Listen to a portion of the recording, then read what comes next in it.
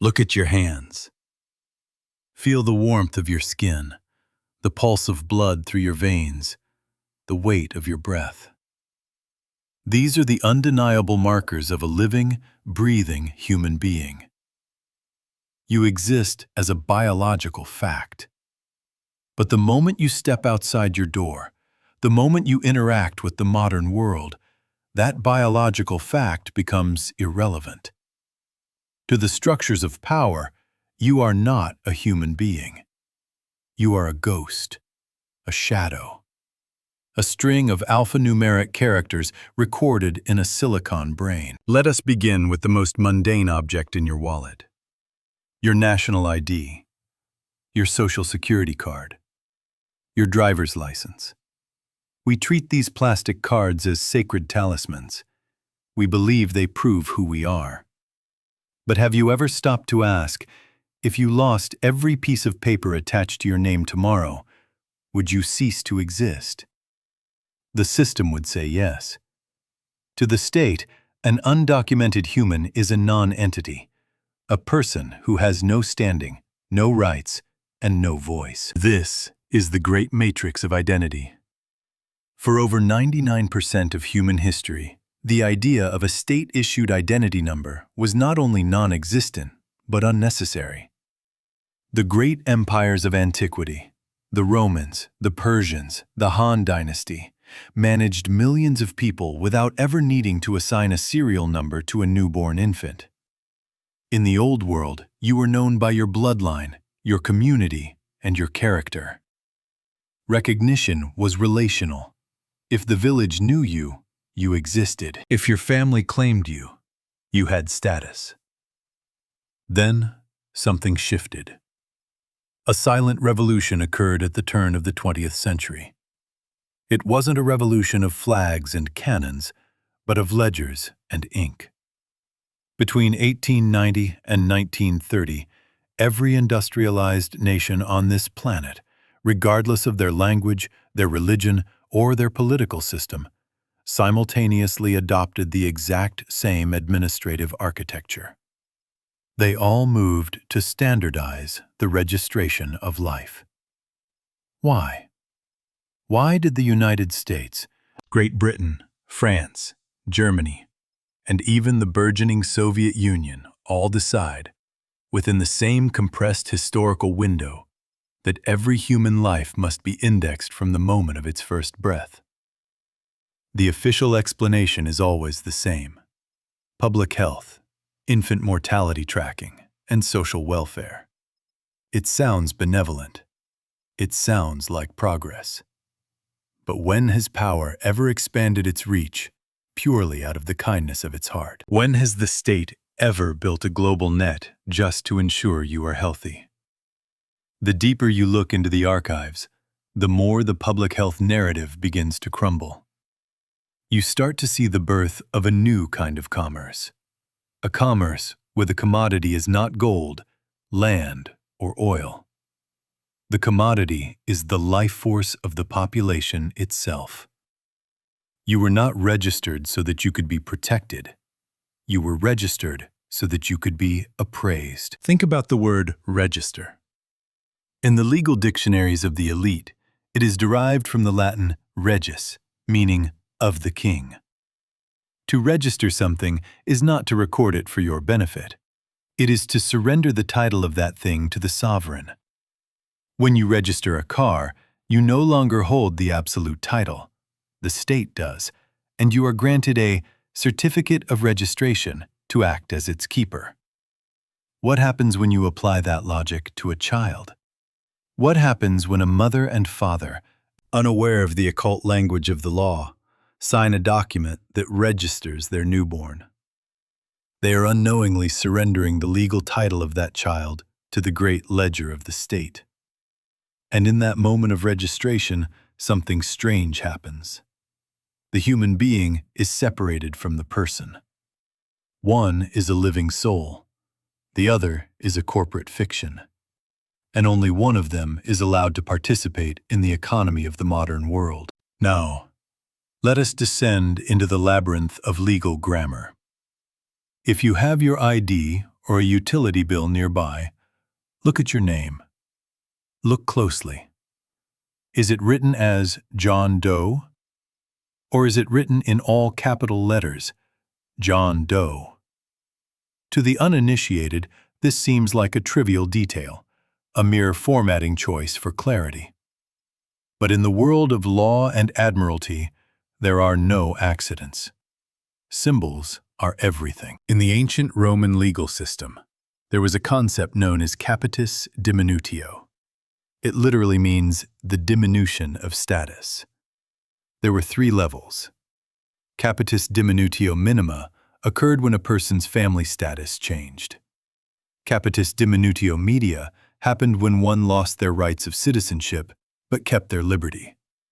But then there was capitis diminutio maxima. This was the total loss of status. It turned a free man into a slave, or a living soul into a civilly dead entity. In the high courts and the secret ledgers of the global elite, your name written in all capital letters signifies this maximum loss of status. It is the signature of a dead thing, a corporate fiction, a mask. When you were born, the living, breathing human being was assigned a natural name. But the birth certificate created a legal person. They look the same, they sound the same, but in the eyes of the law, they are worlds apart. The human being has God-given rights. The legal person only has privileges granted by the state, privileges that can be taxed, regulated, and revoked at any moment. Why would the architects of society do this? To understand the motive, we must look at the year 1933. This was the year the world's financial system hit the point of no return. The Great Depression had hollowed out the treasuries of every major power. Gold was being confiscated. The banks were failing. In the United States, under House Joint Resolution 192, the country effectively went bankrupt. They moved away from the gold standard and toward a system of pure debt. But here is the problem. You cannot borrow money without collateral.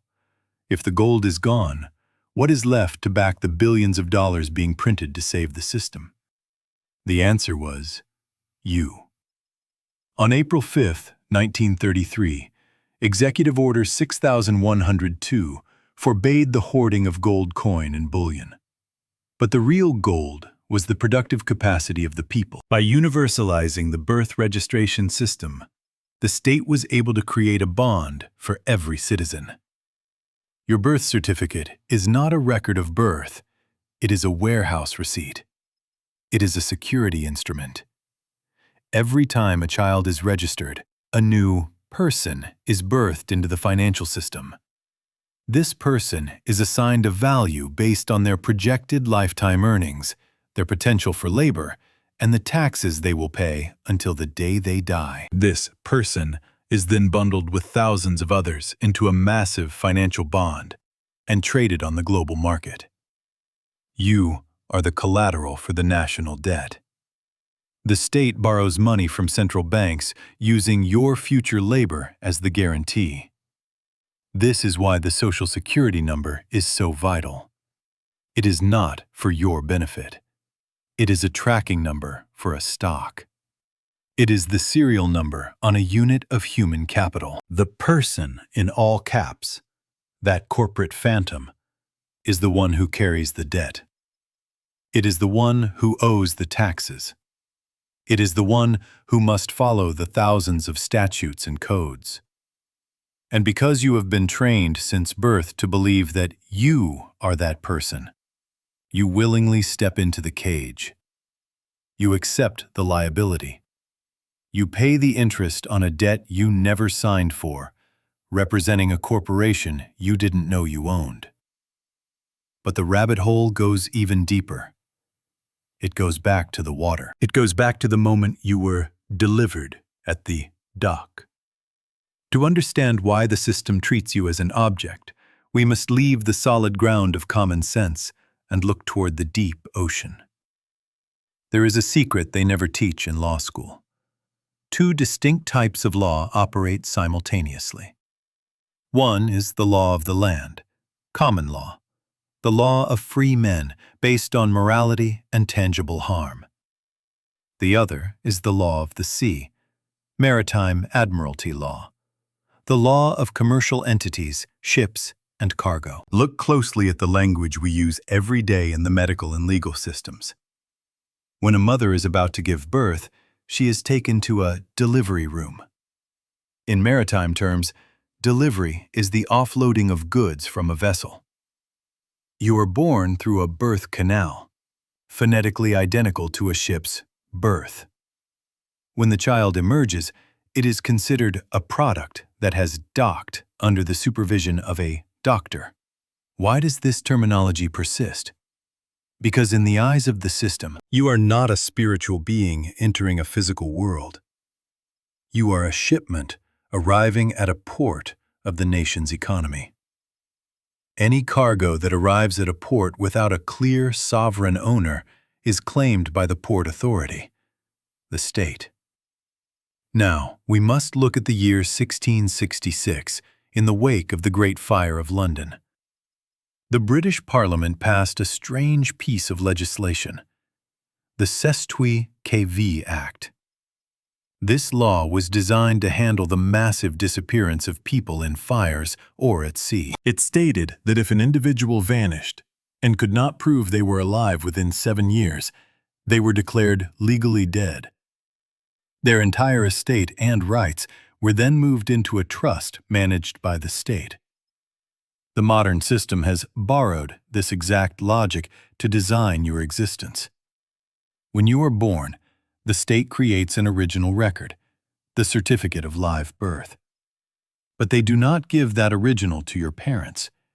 They hold it in secret archives, often linked to the Department of Commerce or the Treasury.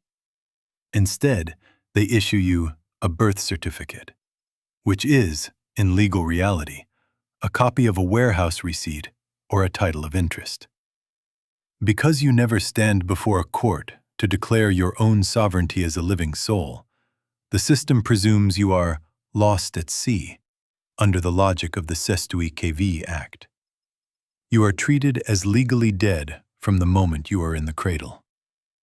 But a dead person cannot work, and a dead person cannot pay interest. Therefore, the system creates the person, that all-caps name on your documents, to act as a corporate trust on your behalf. You, the flesh and blood human, are relegated to the role of the surety or the accommodation party for that corporate entity. This is why, in a courtroom, a judge asks, "Are you name and all?" If you answer yes, you have just signed a verbal contract. You have identified as the mask. You have agreed to carry the liability, the debt, and the punishment of the corporate fiction. You have walked into the cage and locked the door from the inside. You do not own yourself. You are a biological asset being managed by a state-run trust that you didn't know you were a member of. All because of a signature on a birth certificate, the invoice for a ship that never officially returned to shore. The net is now closed, but we must look at where the energy flows. If you are the collateral and the person is the bond, then what is the ultimate goal of this global ledger? It is the total securitization of human existence. In the old world, a king might own your land or your labor, but he did not own your identity. Today, the state has achieved the impossible. It has convinced the prisoner to provide the bars for his own cell. Think about the modern transition from paper to digital. We are moving away from the physical birth certificate and into the realm of the digital ID, the biometric hash, and the programmable central bank digital currency, CBDC.